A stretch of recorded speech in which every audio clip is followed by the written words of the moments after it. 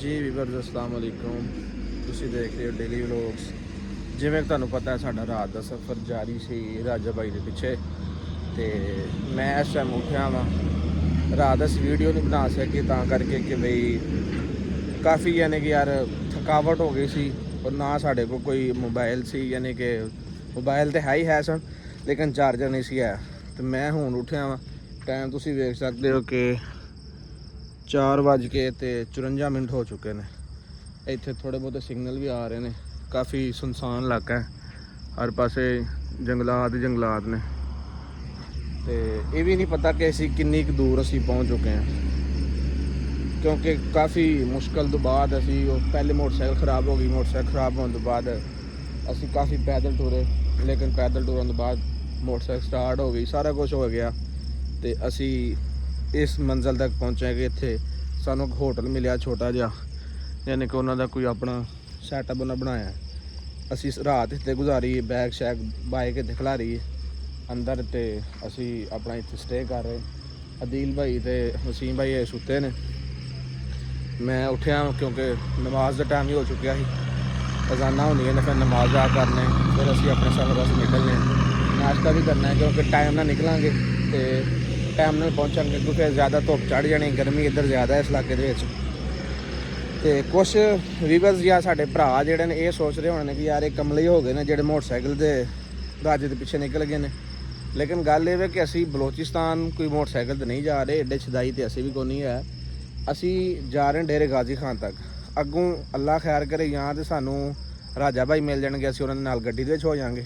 ਅਗਰ ਰਾਜਾ ਭਾਈ ਮਤਲਬ ਨਾ ਮਿਲੇ ਤੇ ਸਾਡਾ ਅੱਗੇ ਵਾਲਾ ਪਲੈਨਿੰਗ ਇਹ ਵੇ ਕਿ ਅਸੀਂ ਜਾ ਕੇ ਜਿਹੜਾ ਮੋਹਸਨ ਭਾਈ ਦੇ ਉਸਤਾਦ ਨੇ ਮਜ਼ਾਰੀ ਬਲੋ ਜਿਹੜੇ ਨੇ ਡੇਰੇ ਗਾਜ਼ੀ ਖਾਨ ਦੇ ਵਿੱਚ, ਅਸੀਂ ਉਹਨਾਂ ਦੇ ਰੀਫਰੈਂਸ ਦੇ ਨਾਲ ਅੱਗੋਂ ਗੱਡੀ 'ਚ ਕਰਾਵਾਂਗੇ ਤੇ ਅਗਲਾ ਜਿਹੜਾ ਬਲੋਚਿਸਤਾਨ ਦਾ ਸਫ਼ਰ ਹੈ ਅੱਗੇ ਅਸੀਂ ਉਹ ਤੈਅ ਕਰਾਂਗੇ। ਤੇ ਕਿਉਂਕਿ ਆਵਾਮ ਕਾਫੀ ਸੋਚ ਰਹੀ ਕਿ ਯਾਰ ਇਹ ਮੋਟਰਸਾਈਕਲ ਦੇ ਟੁਰ ਪਏ ਨੇ, ਪਤਾ ਨਹੀਂ ਛਦਾਈ ਹੋ, ਕਿਉਂਕਿ ਸਾਡੇ ਕੋਲ ਯਾਰ ਉਸ ਟਾਈਮ ਕੋਈ ਰਿਸਪੌਂਸ ਨਹੀਂ ਸੀ ਇਸ ਚੀਜ਼ ਦਾ ਕਿ ਯਾਰ ਅਸੀਂ ਕਿਹੜੀ ਚੀਜ਼ 'ਤੇ ਜਾਣਾ ਕਿਹੜੀ ਚੀਜ਼ 'ਤੇ ਨਹੀਂ। ਲੇਕਿਨ ਸਾਨੂੰ ਜਿਵੇਂ ਵੀ ਮਤਲਬ ਟਾਈਮ ਮਿਲਿਆ ਨਾ, ਜਿਵੇਂ ਵੀ ਚੀਜ਼ ਦਾ ਮਿਲਿਆ ਤੇ ਅਸੀਂ ਟੁਰ ਪਏ। ਅਸੀਂ ਇਹ ਧੋਨੇ ਹਾਂ ਜੀ, ਕਿਉਂਕਿ ਮੂੰਹ ਲੇਕਿਨ ਇੱਥੇ ਮੇਰੇ ਖਿਆਲ ਹੈ ਕਿ ਨਹੀਂ ਹੈ ਕੋਈ ਨਲਕਾ ਬੁਲਕਾ, ਵੇਖਣਾ ਪੈਣਾ ਕਿ ਨਲਕੇ ਕਿਹੜੇ ਤੇ ਧੋਣਾ ਮੂੰਹ, ਕਿਉਂਕਿ ਇੱਥੇ ਤਾਂ ਟੂਟੀ 'ਚ ਪਾਣੀ ਨਹੀਂ ਹੈ। ਇਹਨਾਂ ਦੇ ਇਲਾਕੇ ਫਿਰ ਇਸ ਤਰ੍ਹਾਂ ਦੇ ਨੇ ਕਿਉਂਕਿ ਇੱਥੇ ਕਾਫੀ ਸੁਨਸਾਨ ਹੈ, ਕਿਉਂਕਿ ਬਈ ਆਪਣਾ ਇਲਾਕਾ ਤਾਂ ਨਹੀਂ ਹੈ ਜਿੱਥੇ ਸਾਰਾ ਕੁਝ ਓਕੇ ਹੋਏਗਾ। ਇਹ ਤਾਂ ਜਿੰਨਾ ਕੁ ਉਹਨਾਂ ਦਾ ਹੈ ਵੇ ਸੈਟਅਪ ਓਨਾ ਹੀ ਹੈ ਜੀ। ਵੀ ਬਸ ਪਾਣੀ ਇੱਥੇ ਨਹੀਂ ਹੈ, ਨਲਕਾ ਵੇਖਦੇ ਆ ਸਾਈਡ ਸੂਟ 'ਤੇ। ਮੈਂ ਅਦੀਲ ਭਾਈ ਨੂੰ ਤੇ ਵਸੀਮ ਭਾਈ ਨੂੰ ਉਠਾਉਣਾ ਵਾ ਕਿ ਯਾਰ ਉੱਠ ਕੇ ਮੂੰਹ ਧੋਈਏ, ਮੂੰਹ ਧੋ ਕੇ ਨਾਸ਼ਤਾ ਵਗੈਰਾ ਕਰਕੇ ਨਮਾਜ਼ ਪੜ੍ਹ ਕੇ ਤੇ ਫਿਰ ਅਸੀਂ ਨਿਕਲੀਏ ਅਗਲੇ ਸਫ਼ਰ ਵਾਸਤੇ, ਕਿਉਂਕਿ ਕਾਫੀ ਸਫ਼ਰ ਹੈ। ਇਹ ਦੇਖੋ ਨਾ, ਇੱਥੇ ਅਸੀਂ ਬਾਈਕ ਖਿਲਾਰੀ ਆਪਣੀ, ਉਹਨਾਂ ਨੂੰ ਅਸੀਂ ਯਾਨੀ ਕਿ ਆਪਣਾ ਜਿਹੜਾ ਬੈਗ ਸੀ ਉਹ ਦੇ ਦਿੱਤਾ ਉਹਨਾਂ ਨੂੰ ਕਿ ਯਾਰ ਤੁਸੀਂ ਰੱਖੋ ਅੰਦਰ, ਕਿਉਂਕਿ ਤੁਹਾਨੂੰ ਪਤਾ ਹਾਲਾਤ ਐਸੇ ਮਾੜੇ ਚੱਲ ਰਹੇ ਨੇ। ਦਿਲ ਸੀਮ ਉੱਠੋ ਤਾਂ ਯਾਰ, ਉੱਠੋ ਯਾਰ, ਟਾਈਮ ਆ ਕਾਫੀ ਹੋ ਗਿਆ, 5 ਵੱਜ ਗਏ ਨੇ। ਇਹਨੂੰ ਠਾਲ ਸੀਨ। ਚਲੋ ਯਾਰ, ਮੈਂ ਉਹ ਉਧਰ ਵਾਸ਼ਰੂਮ ਹੈ ਜੀ ਤੇ ਇੱਧਰ ਉਹ ਨਲਕਾ, ਪਹਿਲੇ ਉੱਥੇ ਮੂੰਹ ਧੋਨੇ ਆ। ਕਿੱਥੇ ਸਮਝ ਕਿੱਥੇ ਪਹੁੰਚੇ, ਕਿੱਥੇ ਅੱਲਾ ਬਿਹਤਰ ਜਾਣਦਾ ਕਿੱਥੇ ਪਹੁੰਚੇ ਤੇ ਕਿੱਥੇ ਨਹੀਂ। ਬਾਕੀ ਇਹ ਵੀ ਕਿ ਮੈਂ ਨਾਸ਼ਤਾ ਉਹਨਾਂ ਨੂੰ ਕਹਿ ਦਿੱਤਾ, ਹੋਟਲ ਨਾਸ਼ਤਾ ਲਾਉਣ ਡੇ ਨੇ। ਦਿਲ ਨਹੀਂ ਕਰ ਰਿਹਾ ਸੀ। ਉੱਠੋ ਯਾਰ, ਅੱਗੇ ਮੋਬਾਈਲ ਬੈਗ 'ਚ ਹੀ ਨੇ, ਮੋਬਾਈਲ ਬੈਗ 'ਚ ਨੇ, ਮੇਰਾ ਮੋਬਾਈਲ ਮੈਂ ਕੱਢ ਲਿਆ ਤੇ ਟਾਈਮ ਚੋਰੀ ਸਭ ਫੇਰ ਹੋ ਗਿਆ ਜੇ 4:59 ਹੋ ਗਏ। ਨਿਕਲੇ ਯਾਰ 5 ਵਜੇ ਚਲੇ। ਅਸੀਂ ਮੇਰੀ ਗੱਲ ਸੁਣੋ, ਨਾਸ਼ਤਾ ਕਰੋ, ਨਾਸ਼ਤਾ ਕਰਕੇ ਨਮਾਜ਼ ਪੜ੍ਹਨੇ ਆ, ਫਰੈਸ਼ ਹੋ ਕੇ ਨਾ ਫਿਰ ਅਗਲੇ ਸਫ਼ਰ ਵਾਸਤੇ ਨਿਕਲ। ਨਾਸ਼ਤਾ ਮੈਂ ਕਿਹਾ ਉਹਨਾਂ ਨੇ ਯਾਰ ਜਿਹੜਾ ਮਤਲਬ ਹੈ ਨਾ ਉਹ ਤੁਸੀਂ ਕਰੋ। ਉਹਨਾਂ ਕਿ ਬਈ ਸਾਡੇ ਕੋਲ ਅੰਡਾ ਫਰਾਈ ਤਾਂ ਕੋਈ ਨਹੀਂ ਮਿਲੇਗਾ, ਲੇਕਿਨ ਦਾਲ ਵਗੈਰਾ ਹੈ ਵੇ। ਤੁਸੀਂ ਉਠਾਓ ਥੋ ਨਲਕੇ ਤੋਂ ਮੂੰਹ ਧੋਨੇ, ਨਲਕਾ ਦੀ ਸਾਈਡ ਤੇ। ਚਲੋ ਹੁਣ ਤੂੰ ਸੌ ਨਾ ਜਾਈ, ਬਾਅਦ ਦੁਬਾਰਾ ਉੱਠ ਪੈ ਤਾਂ ਜੀ। ਨਹੀਂ ਸੌਂਦਾ ਹੈ, ਇਹਨੂੰ ਠਾ ਇਹਨੂੰ। ਅਸੀਂ ਹੁਣ ਵੀ ਮੂੰਹ ਧੋਨੇ ਆ ਕਿਉਂਕਿ ਤੁਹਾਨੂੰ ਪਤਾ ਹੀ ਅਸੀਂ ਹਜੇ ਤੱਕ ਤੇ ਮੂੰਹ ਵੀ ਨਹੀਂ ਧੋਤਾ, ਕਿਉਂਕਿ ਸਫ਼ਰ ਐਸਾ ਖਤਰਨਾਕ ਸੀ ਜਿਹੜੀ ਵਜ੍ਹਾ ਤੋਂ ਅਸੀਂ ਆਣ ਕੇ ਦਸਤੀ ਸਿਰਫ ਸੌਣ ਦੀ ਕੀਤੀ ਹੈ। ਇਹ ਵੀ ਉਹਨਾਂ ਦਾ ਅੱਲਾ ਭਲਾ ਕਰੇ ਕਿ ਚਲੋ ਉਹਨਾਂ ਸਾਨੂੰ ਆ ਕੇ ਯਾਰ ਤੁਸੀਂ ਰਾਤ ਇੱਥੇ ਸਟੇ ਕਰ ਸਕਦੇ ਹੋ। ਰਾਤ ਤਾਂ ਨਹੀਂ ਹੋ ਰਿਹਾ ਯਾਰ, ਨੰਬਰ ਬੰਦ ਆ ਜਿਹਦਾ ਸਾਡੇ ਆਪਣੇ ਮੋਬਾਈਲ ਬਾਂਸ ਰਾਤ ਨੇ, ਰਾਤ ਦਾ ਕੀ ਹੋਣਾ। ਚਲੋ ਬਾਹਰ ਚਾਰਜਰ ਤੋਂ ਮੈਂ ਰਾਤ ਦੇ ਲਵਾਏ ਨੇ, ਉਹ ਮਸਲਾ ਨਹੀਂ ਹੈ। ਤੇ ਬਾਕੀ ਵੀ ਸੁਨਸਾਨ ਹੀ ਲੱਗਾ ਯਾਰ ਬਸ ਨਾ ਇੱਥੇ ਯਾਰ ਨਮਾਜ਼ ਹੀ ਪੜ੍ਹ ਲਾਂਗੇ। ਵੇਖੋ ਨਾ ਉਹਨਾਂ ਦਾ ਮਸਜਿਦ ਦਾ ਸੈਟਅਪ ਬਣਾਇਆ ਹੈ। ਵਜ਼ੂ ਕਰਕੇ ਨਾ ਤੇ ਨਮਾਜ਼ ਇੱਥੇ ਪੜ੍ਹਨੇ ਆ।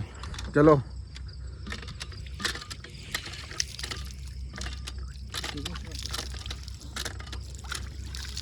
ਯਾਰ ਮੇਰੇ ਹੁਣ ਇਹ ਸਲਾਹ ਹੈ ਕਿ ਬਈ ਦਸਤੀ ਵਜ਼ੂ ਕਰਕੇ ਨਾ ਨਮਾਜ਼ ਪੜ੍ਹ ਕੇ ਨਾਸ਼ਤਾ ਕਰਕੇ ਇਦਾਂ ਨਾ ਹੋ ਲੈਣਾ ਨਾਸ਼ਤਾ ਕਰਕੇ ਨਾਸ਼ਤਾ ਕਰਕੇ ਨਾ ਅੱਗੋਂ ਮਸਜਿਦ ਕੋਈ ਵੇਖਨੇ ਜਿਹੜੇ ਨਮਾਜ਼ ਪੜ੍ਹਨੀ ਹੈ। ਠੀਕ ਹੋ ਗਿਆ।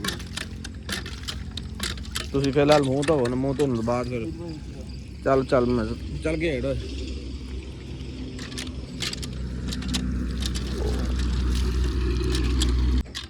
ਚੱਲ ਧੋ ਯਾਰ ਧੋ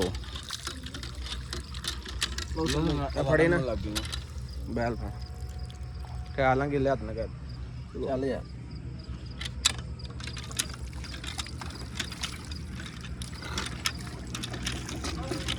ਰੋਜ਼ਾਨਾ ਹੋ ਰਹੀਆਂ ਲੰਬਾਈ